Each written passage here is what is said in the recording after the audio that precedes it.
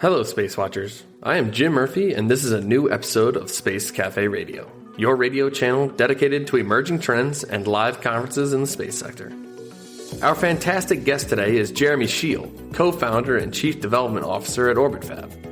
Orbit Fab is a U.S. space company building gas stations in space in hopes of helping create a bustling space economy. Today we are talking with Jeremy about Orbit Fab as a company and getting any advice he may have for someone interested in starting a company in the space sector. Enjoy. Jeremy, thanks for coming on the show. How are you doing today? I'm doing great. Thanks for having me on the podcast. Yeah, no problem. Of course, it's our pleasure. Now, let's start with the basics. So, could you tell us a little bit about what Orbit Fab does, what it is, and then your role at the company? Sounds good. So at Orbit Fab, we are building gas stations in space. And, it's not the same kind of gas we use down here on Earth. Satellites use a variety of different chemicals for their thrusters. And we go and provide fuel depots and fuel shuttles to be able to deliver the propellant to our customers in orbit. And then my role within the company as the chief development officer, I focus on different functional areas of the business. I build them up and then I hand them off and go on to the next area. That's amazing. So you're a man of many hats, it sounds like. And so Orbit Fab itself, it was founded, I want to say 2017, if I'm correct. So we were founded in 2018. I first met Daniel back at Deep Space Industries when I was still in university. He ended up leaving shortly after I started, and we reconnected at a conference later in 2017 after I graduated. I started sharing our vision for, the space industry and humans getting off this rock and colonizing space, creating the first permanent jobs there. And he invited me out to California. And that night I booked a one-way flight and told my parents when I got home I was moving out in 2 weeks. And we spent the rest of 2017 working on several business ideas. And Orbit Fab was the one that stuck. So January 2018, we founded the company and started going out for our pre-seed investment. I love it. That's what the movie's going to be about, in 15 years. No, that's great. So Orbit Fab, gas stations in space. I think some people are thinking like gas station in space seems like it's kind of out there. So my question for you is, who is the primary customer? Who are you shooting for right now? What market are you trying to attack? Yeah, so our early customers are the satellite servicing industry.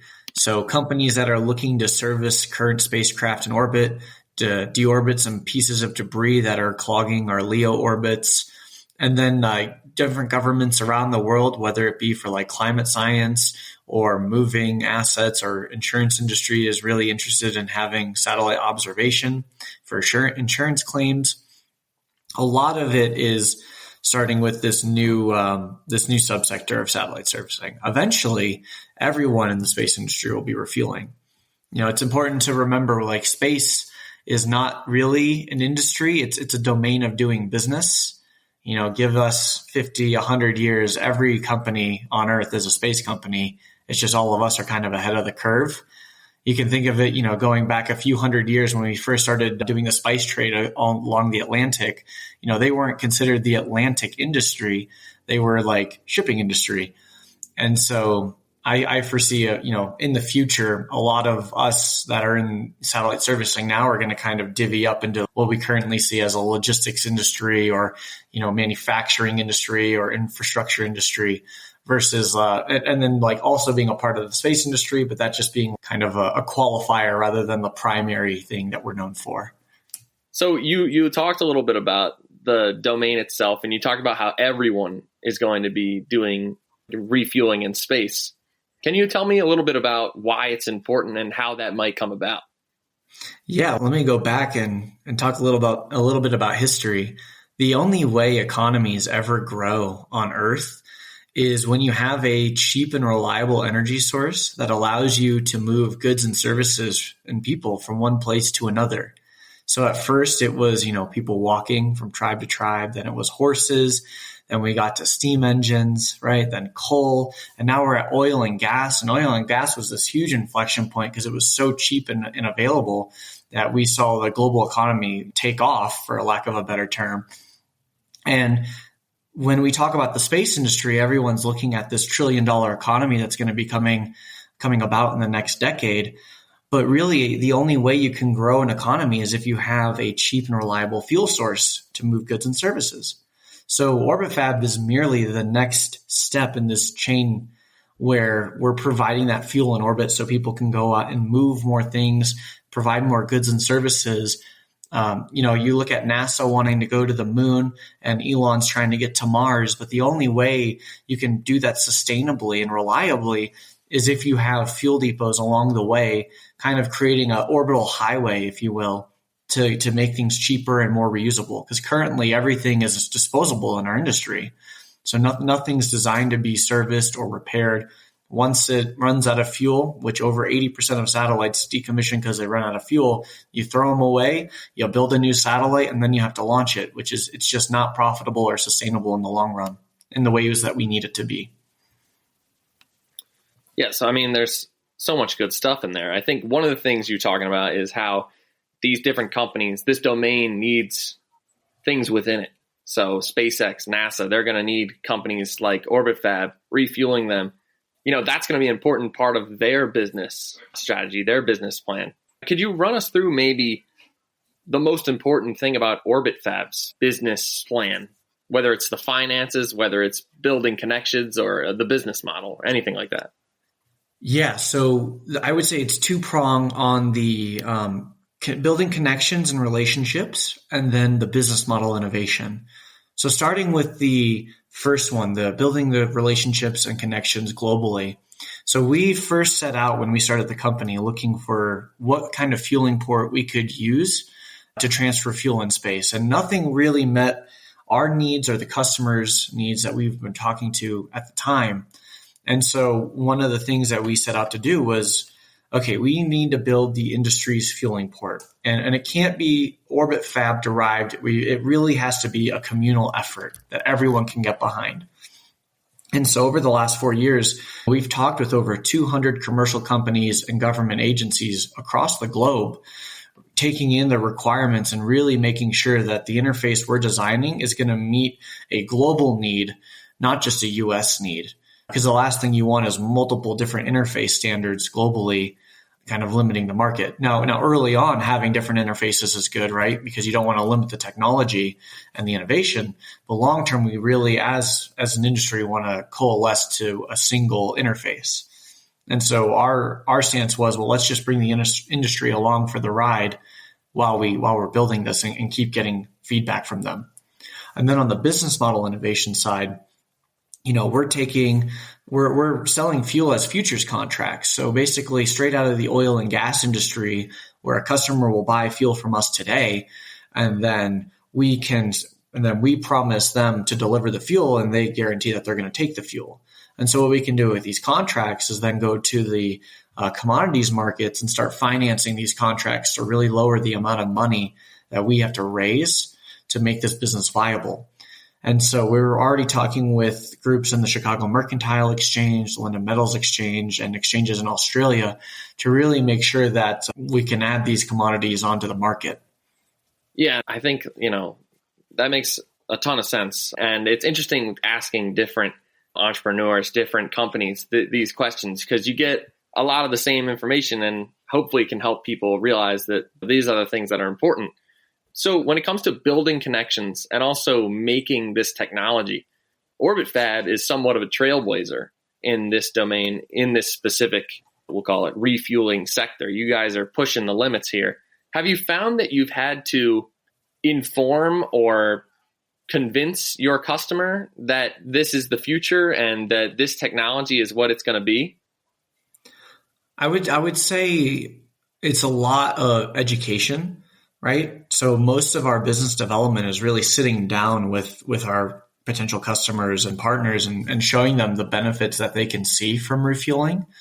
So when we first started the company, refueling wasn't being talked about that much. And so we had to do a lot more education of it doesn't make sense for you to throw away your asset and then build a new one when most of the technology is still good. It makes far more sense for you as a business to refuel those assets and then keep using them to amortize the costs over a longer lifetime of the vehicle.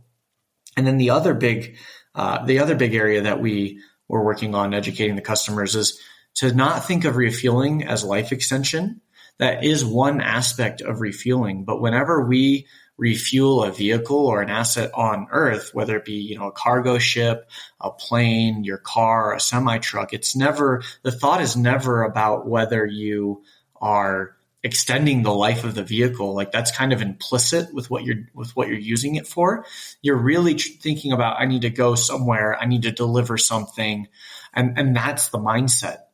And so shifting away from, yes, you're going to extend the vehicle's lifetime to, well, now instead of doing 3 or 4 missions with your vehicle, you can do 50 or 100 missions, or you have a whole new area of business opportunities open to you that were closed because you didn't have enough delta V.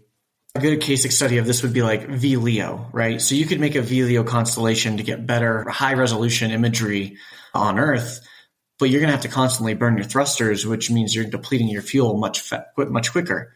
But if you can refuel, you can just keep doing that, go up to a higher orbit, refuel, and then go back down. Another one, as we talked about earlier, wanting to go back to the moon, you need a reliable train, essentially, that's going to take your goods and services from LEO to the moon. So you're not doing a expensive launch to a translunar injection orbit every time. You need to get new supplies there.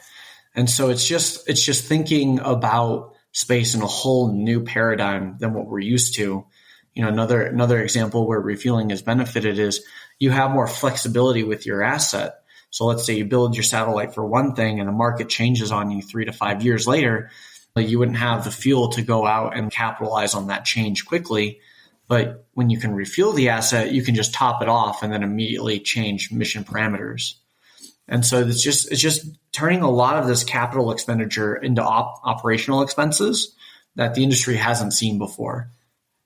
So trying to educate a market, what you're talking about, that seems like a big challenge in itself. Would you say that's the biggest challenge that Orbit Fab has right now as a company? Or what would you say is the biggest challenge right now Orbit Fab is facing?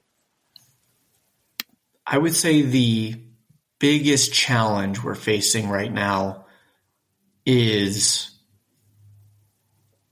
partly the education, although that's like everyone is basically seeing refueling as an inevitability at this point.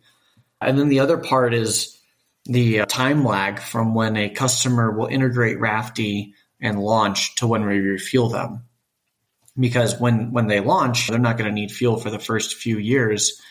And so we're carrying these fuel contracts for a number of years. And so that's a different way than what space companies normally operate. All right, so now the more fun question. What would you say your company's greatest success so far has been? Stay with us. We'll be right back.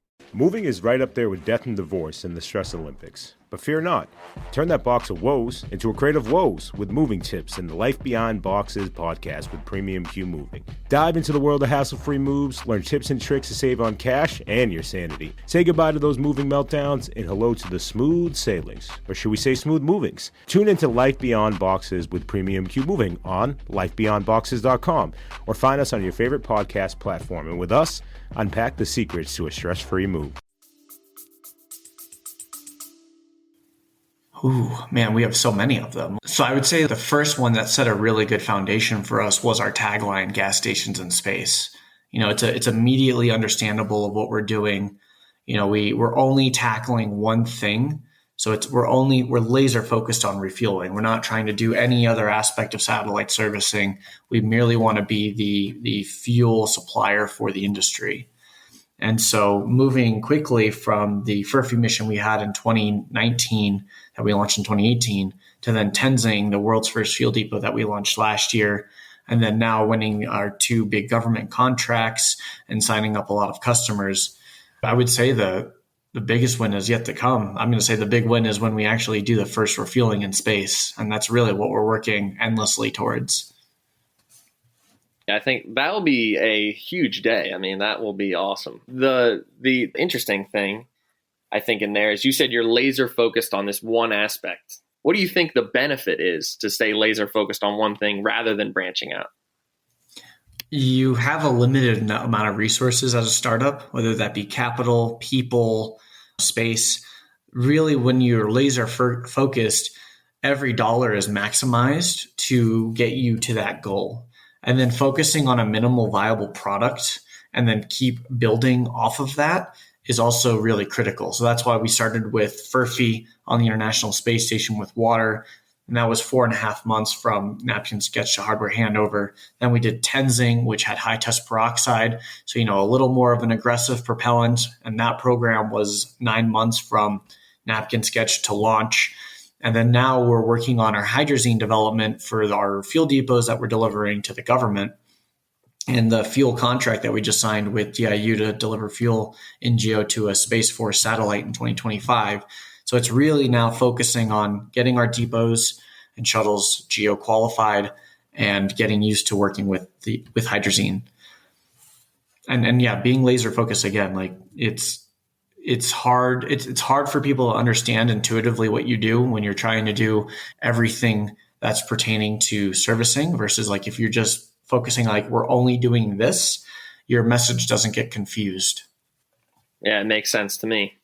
So you talked about how refueling in space is a certainty. It's going to happen. So, when that's going to happen, space is a big domain.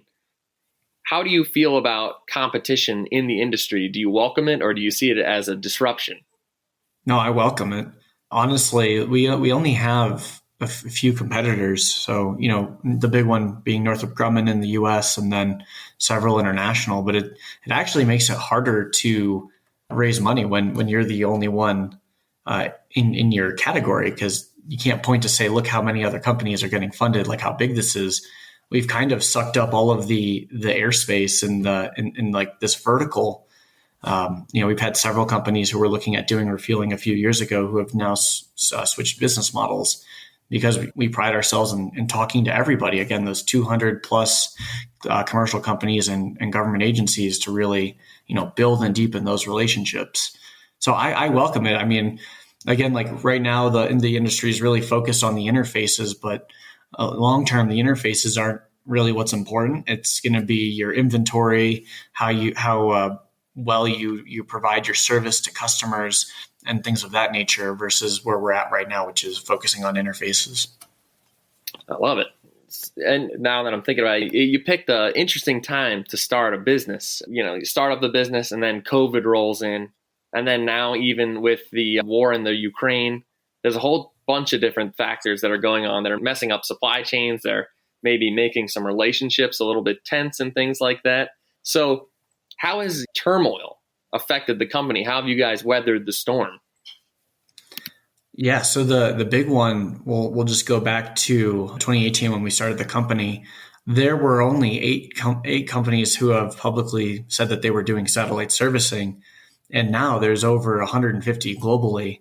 And when a lot of, I'll say, black swan events happen or disasters happen, the aerospace industry is typically insulated from a lot of it because there's so much government funding into this sector that they typically can hold out and weather the storm for when the VC market or the public markets like pick back up.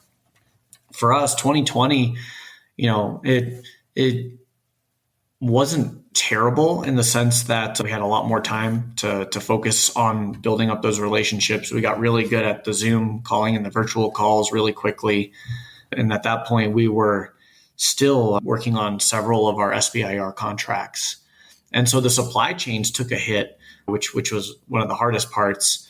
But we pride ourselves on maintaining good relationships with our suppliers and, making sure that we work with not just exclusively with one, but with several, just so we can always have parts coming in. And then for the war in Ukraine, it really hurt on the xenon pricing. Like when the start of this year, xenon was $3,500 a kilo, and now it's like $27,000 or $30,000 a kilo. So it's making that electric propulsion a lot more expensive. And then at the same time, we're now back at the stage where everyone's going to conferences and meeting back up. So we're seeing the speed increasing again now that everyone's back in the office and things like that. Yeah. I like it. Awesome. So I got to ask you, what any advice you would have for someone who wanted to start a company, even if it was a competitor, or just a company at all in the space sector? Any advice for them? So I will say this, not even like space sector, any sector at all. Share your idea with everybody. Talk with all the people you think are going to be your customers. Say, hey, is this going to be useful for you? You would be shocked with how hard it is for somebody to take your idea. I joke with people, it's like you could have a whole business plan and the money and hand it to somebody, and they probably still wouldn't take it. And so don't be afraid to share your idea, because if it's a good idea and like people will want it, you can get testimonials as you start to go raise money, which is huge because not a lot of startups go and talk with their customers right away and actually like get feedback and quotes that they can put into their pitch deck. And it's also good because the more people you talk to, right, that's the start of you building those relationships, and you're really just trying to figure out how can I help you. And if that's the mindset, you'll go a long way. And people will tell you early on, no, this is not really going to be of interest to us. And 7 or pick your number of companies tell you that it's not an interest. You know now that you don't need to pursue it, and you should find something else. And that happened with Daniel and I. When we, Orbit Fab was our second company, we started SpaceFab, which was to grow semiconductor ingots in orbit, indium phosphide ingots for the wafer industry for semiconductors. And after spending 2-3 months talking with a bunch of people, we had enough information to say, okay, this is not the right business at this time. Let's shut this one down and then focus on something else. And so that was one of the 5 businesses we were looking at. And Orbit Fab was the next one that we took a look at. And that one, overwhelming response from our customers. Fantastic.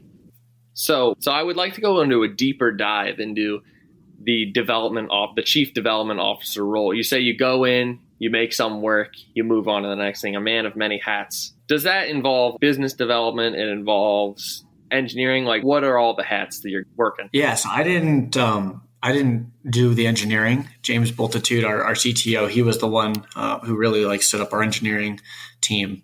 I focused a lot on business development, government affairs, government programs, marketing, supporting on investments, and working with strategic investors. So a lot of the non-technical aspects of the business.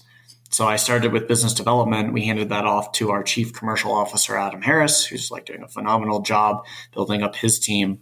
I'm now running marketing. And so I'm going all in on there. And now we're looking to hire somebody into marketing who's going to, kind of take this to the next level. And then I'll go and then support Daniel on the investment side some more. So really love, I've always been a Swiss Army knife, ever since I started working at 14. I've always been the one that really likes getting into a bunch of different areas and kind of being the stopgap for the system. I love it. Somebody's got to be the glue that keeps everything going. It's fantastic. Yeah. So you talked a little bit there about government affairs and things, and we've talked about you had these government contracts going on. What do you think the role of government agencies will be maybe in the future, or what do you think their role should be right now? No, the role of government really is to be kind of the early adopter and I don't want to say anchor customer, because that's not really how, in my mind, that they should be, but kind of backing different technologies that they want to see that's useful for them, but also useful for the commercial industry. And then leaving it up to the markets, right? The one area that, government is really good at are programs that, on the NASA side would be science and exploration, and versus things that we're trying to make markets on, it could be launch or whatever. Because you can let the commercial industry handle that, who are profit motivated, and they're going to find the best and most optimal route of doing this. And then on the government side, right, finding things that, can work commercially, but also can serve a government need as well, whether that be fixing up their satellites, refueling their satellites, or what have you. It's having them more being like a customer versus them going the route we have been of the multi-billion-dollar programs. I like it. Great answer. You know what? That's all I have for today. Jeremy, thank you so much for coming on the show. It's been a pleasure. Thanks for bestowing your wisdom, telling us the ups and downs and, where it's going, where it's been. It's been great having you on the show. Thank you. Hey, good luck to Orbit Fab. I can't wait for the first refueling. We'll be definitely marking it down in the calendar. Awesome. Yeah, and Jim, I'd love to do another one of these and share you more about the next steps of the company in the future. Oh, it would be great. Sounds good to me. If you want to keep an eye on the space industry, visit our website at www.SpaceWatch.Global and subscribe to our newsletters. And of course, don't forget to become a Space Watcher. I'm Jim Murphy from SpaceWatch.Global, your independent perspective on space.